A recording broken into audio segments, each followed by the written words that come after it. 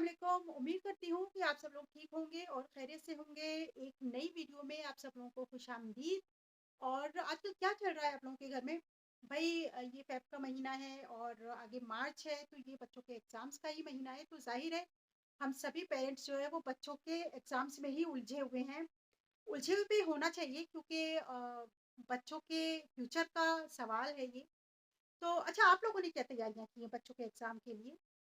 हाँ? अब आप कुछ सोचते होंगे कि मतलब एग्ज़ाम बच्चों के हैं, तो हम तैयारी क्यों करेंगे? लेकिन ऐसा नहीं है।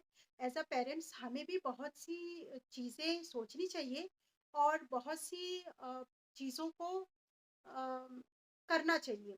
मतलब कुछ तैयारी हमें भी करनी चाहिए बच्चों के एग्ज़ाम के लिए। भई बच्चा तो पढ़ेगा, वो बच्चे का काम है, लेकिन हमें भी तो कुछ करना चाहिए। तो हमें इस टाइम पे बच्चों पे ज़्यादा ध्यान देना चाहिए, क्योंकि पूरा साल तो चलिए जैसा भी हो जाता है, लेकिन ये फाइनल एग्ज़ाम में तो हमें ज़्यादा ध्यान देना चाहिए और हम लोग को काफ़ी सिस्टमैटिक तरीके से चलना चाहिए। मतलब पर्सनली मेरा तो ये मानना है, बाकी मुझे नहीं पता कि लोगों का क्या है, क्या रिएक्शन रहता है एग्ज़ाम्स में या क्या चीज़ रहता है। तो सबसे पहले तो मतलब मैं चाहूँगी, मैं खुद भी ये चीज़ कर भी चुकी हूँ कि बच्चों को फ़ोन से दूर रखें प्लीज़। क्योंकि आजकल बच्चे जो हैं वो फ़ोन के इतने ज़्यादा आदी हो गए हैं, क्योंकि जब से कोविड आया है, इसमें बच्चों की गलती नहीं है। देखिए, जब से कोविड आया है तो कोविड के टाइम में बच्चों को फ़ोन की बहुत ज़्यादा ज़रूरत हो गई थी, क्योंकि जिसके 2 बच्चे 3 बच्चे थे तो ज़ाहिर है कि एक फ़ोन लेना ही था। तो अब वो फ़ोन बच्चों के लिए ज़रूरत बन गया है एक तरीके से। अब बच्चे उस फ़ोन को छोड़ते भी नहीं हैं। बच्चे ही क्या, हम बड़े ही जो हैं वो इतने ज़्यादा आदी हो गए हैं फ़ोन के कि मैं बता नहीं सकती। और मैं आपको बताऊँ, मतलब फ़ोन पे टाइम बहुत ज़्यादा ज़ाया होता है। तो मैं बताऊँ कि जब सब बच्चे स्कूल चले जाते हैं, और मैं अपना बता रही हूँ, बच्चे स्कूल चले जाते हैं या फिर हस्बैंड भी चले जाते हैं, तो जब मैं बैठती हूँ तो मैं सोचती हूँ लाओ थोड़ी देर फ़ोन देख लूँ। लेकिन थोड़ी देर का मतलब ये होता है कि मेरा 1 से डेढ़ घंटा कहाँ चला जाता है मुझे खुद नहीं पता रहता, और बाद में मुझे अफ़सोस होता है, अरे मैंने इतना टाइम वेस्ट कर दिया। यही सब चीज़ें बच्चों के साथ भी होती हैं। पढ़ते-पढ़ते बच्चे अगर फ़ोन देखने लगे तो उनका भी 1 डेढ़ घंटा कहाँ चला जाता है पता नहीं चलता है। तो पहले तो अपने बच्चों को फ़ोन से दूर करिए, बहुत ज़रूरी है ये, और ये हम पेरेंट्स ही कर सकते हैं। घर के कोई और कहेगा तो शायद बच्चे उसकी बात ना समझें। तो पहले तो हमें वो करना चाहिए। और दूसरी चीज़, अगर हमें एग्ज़ाम से पहले हमें जो अपनी ज़रूरी काम है, जहाँ हमें जो काम बहुत ज़रूरी हैं और उनमें टाइम बहुत लग रहा है, तो वो काम हमें निपटा लेनी चाहिए अपने। तो मैं ये वीडियो आप लोग वैसे ये वीडियो आप लोगों तक शायद काफ़ी टाइम बाद पहुँचेगा, क्योंकि ये मेरा एडिट नहीं हो पाया था। एडिट इसलिए नहीं किया था क्योंकि मेरा खुद का भी एग्ज़ाम था, और मेरे बेटे का जो एग्ज़ाम है 9th में है, तो उसके एग्ज़ाम शुरू हो गए हैं, क्योंकि नेक्स्ट ईयर इंशाल्लाह ताला 10th है, तो वो पहले ही उसके एग्ज़ाम हो रहे हैं। तो जब तक ये वीडियो आप लोगों तक आएगा तब तक उसके एग्ज़ाम भी शुरू हो गए होंगे। तो मेरा एग्ज़ाम था, तो मैंने सोचिए, मतलब मैंने भी बहुत तैयारी की थी अपने एग्ज़ाम की, बहुत। लेकिन उसके बावजूद भी जितनी अच्छी मैंने तैयारी की थी और जितना अच्छा मैं पढ़ती हूँ, उतना अच्छा मेरा एग्ज़ाम नहीं हुआ।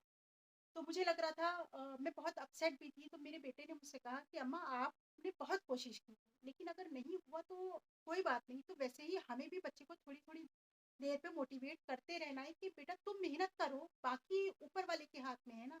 हम देख रहे हैं कि आप कितनी कोशिश कर रहे हो। तो कुछ चीज़ें हमें भी करनी चाहिए बच्चों के लिए। तो एक तो उनका फ़ोन उठा के रख दीजिए। दूसरा, अगर आपको अपने बच्चा आपसे कुछ कह रहा है या कुछ भी चीज़ें हैं, तो वो कुछ अगर इम्पोर्टेंट काम है, डॉक्टर के पास जाना है या कुछ भी ऐसा है, तो आप वो सब चीज़ें जिसमें टाइम बहुत लग रहा है, तो वो सब काम आप पहले कर लीजिए।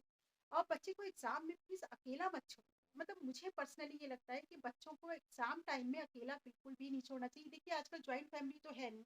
हम सब लोग अलग-अलग, अपने सबके 2-2 3-3 बच्चे हैं, वो अपने पेरेंट्स जो है अपने बच्चों के साथ रहते हैं। और फिर अगर पेरेंट्स कहीं चले जा रहे हैं, तो फिर बच्चे अकेले हैं, तो वो क्या पढ़ रहे हैं, क्या नहीं पढ़ रहे हैं, ये सब ध्यान भी तो हम ही को रखना है ना बच्चों को। तो 1 डेढ़ महीना अपनी उन सब चीज़ों को, सैर-सपाटों को या जो भी चीज़ें हैं, उनको थोड़ा-सा कम कर दें तो ज़्यादा अच्छा होगा।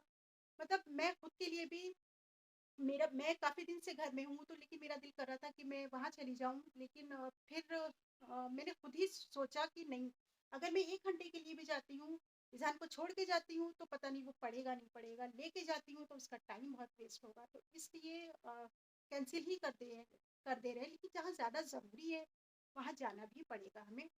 तो बहरहाल आगे आगे वीडियो में देखते हैं कि मैंने मतलब मेरे हस्बैंड ने तो सबसे पहले ईज़ान से पूछा कि बेटा तुम्हारा फ़ोन रख दें? तो उसने क्या जवाब दिया, क्या कहा, आगे आगे वीडियो में आप लोग देखेंगे और प्लीज़ पूरा देखिएगा, काफ़ी अच्छी वीडियो है। और मेरी वीडियो अगर आप लोगों को अच्छी लगी हो तो प्लीज़ इसे लाइक कीजिएगा, शेयर कीजिएगा और मेरे चैनल को प्लीज़ सब्सक्राइब कर लीजिएगा। देखिए, तो सबसे पहले तो हमें जो करना था, हमने इज़हान के दाँतों का ट्रीटमेंट चला था, तो सबसे पहले हमने उसको डॉक्टर को दिखाया ताकि बाद में वो एग्ज़ाम्स की वजह से रह ना जाए। फिर बच्चे बहुत दिन से पठान देखने को कह रहे थे, तो हमने फिर पठान भी दिखाई, क्योंकि अगर पठान नहीं दिखाते तो वो बार-बार यही कहते रहते, हमने आपसे फ़िल्म दिखाने को कहा था, आपने फ़िल्म नहीं दिखाई। तो बस हमने उन लोगों को पठान दिखा दी, जो आप मेरे पिछले व्लॉग में देख चुके हैं।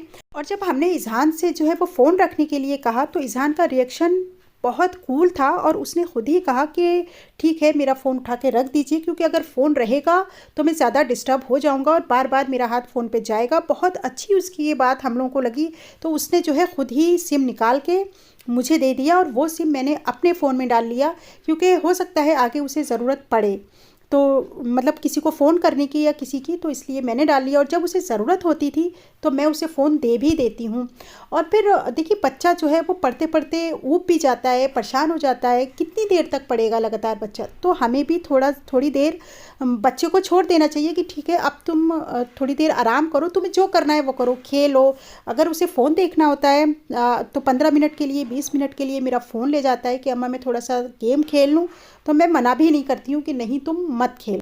तो बस यहाँ पे इज़हान अपना फ़ोन ही उठा के रख रहा था। और बच्चों के खाने पीने का भी इस टाइम पे बहुत ध्यान रखना चाहिए, क्योंकि रात देर तक पढ़ते हैं बच्चे, तो बच्चे को थोड़ी थोड़ी देर में भूख भी लगती है, तो बच्चों के लिए वो सब भी बहुत ज़रूरी है। अच्छा, इज़हान एक दिन स्कूल से आया, मेरे ख्याल से 27 जनवरी थी, क्योंकि तब मोदी जी का एक स्पीच आने वाली थी, परीक्षा पे चर्चा, जो स्कूल सारे ही स्कूलों में शायद लाइव दिखाई जा रही थी।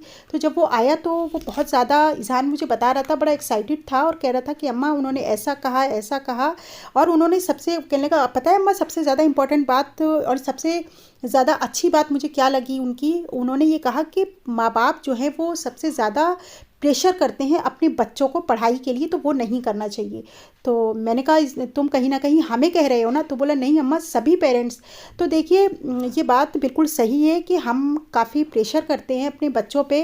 तो लेकिन हम इसीलिए, देखिए, पेरेंट्स ही तो कहेंगे ना बच्चों को, और तो कोई नहीं कहेगा ना बच्चों को आके कि तुम पढ़ो, बाहर वाला थोड़ी कहेगा। हमारे बच्चे हैं तो हम ही को उनका अच्छा और बुरा सोचना है, तो हम ही लोग तो कहेंगे। बहुत से बच्चे जो हैं वो पेरेंट्स को अपना दुश्मन भी मान लेते हैं, इसीलिए क्योंकि पेरेंट्स बहुत ज़्यादा सख्ती करते हैं। देखिए, सख्ती हम भी करते हैं। मैं अगर कहूँ कि मैं सख्ती नहीं करती हूँ या मेरे हस्बैंड सख्ती नहीं करते हैं, तो हम काफ़ी करते हैं, काफ़ी हम चाहते हैं कि वो हमारे कंट्रोल में रहें इस टाइम। तो देखिए, अभी कंट्रोल में हम रख सकते हैं, आगे तो वो बाहर जाएंगे तो हम उन पे कंट्रोल नहीं रख पाएंगे और रखना भी नहीं चाहिए। तो इसीलिए मैंने उसको समझाया कि बेटा, माँ बाप इतनी मेहनत करते हैं सिर्फ अपने बच्चों को कामयाब बनाने के लिए। तो कहीं न कहीं उसकी समझ में आया और उसे लगा भी कि हाँ, मतलब मेरे मम्मी या डैडी अगर मुझसे कुछ कहते हैं तो उन्हें शायद हमसे उम्मीदें बहुत हैं और हमें अपने बच्चों से वाक़ई बहुत ज़्यादा उम्मीदें होती हैं। तो इसीलिए माँ बाप जो है थोड़े से बुरे भी बन जाते हैं बच्चों के लिए। लेकिन कोई बात नहीं, आज हम अगर नहीं कहेंगे तो आगे कोई नहीं कहेगा आपके बच्चों को कि आप अच्छा करो या बुरा करो, किसी को कोई फ़र्क नहीं पड़ता है। एक और बात, अपने बच्चे को प्लीज़ वक्त की अहमियत ज़रूर बताइए कि वक्त जो है वो बहुत ज़्यादा कीमती है हमारे लिए। इसे प्लीज़ इस तरीके से मोबाइल में या और किसी चीज़ में ज़ाया ना करें, क्योंकि ये जो वक्त है ना, ये निकलता जा रहा है। ये गोल्डन टाइम है आपके बच्चे के लिए।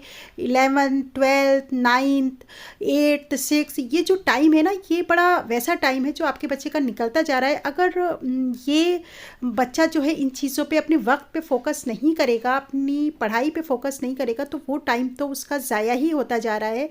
तो इसलिए वक्त की अहमियत को बताइए, क्योंकि ये वक्त जो निकल गया ना, वो दोबारा कभी भी नहीं आएगा, हम कितनी भी कोशिश कर लें। इस व्लॉग को बनाने का मकसद बस मेरा यही था कि पेरेंट्स को ये बताया जाए कि उनके बच्चों के लिए क्या चीज़ ठीक है और क्या चीज़ ठीक नहीं है।